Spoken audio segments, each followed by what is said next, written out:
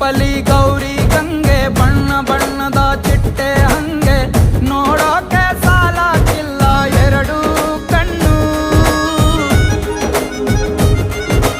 ಗಂಡು ಹೈಕಳು ಬೆಪ್ಪಾಗವ್ರೆ ಬೆರಗು ಕಣ್ಣಲ್ಲಿ ನೋಡ್ತಾ ಅವ್ರೆ ದಾವಣಿಲೆ ಬೀಸುತ್ತಾರೆ ಹೆಣ್ಣೈಕಳು.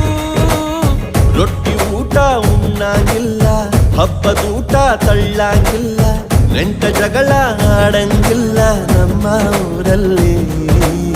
ಗಲ್ಲು ಗಲ್ಲೆನ್ನುತ್ತಾ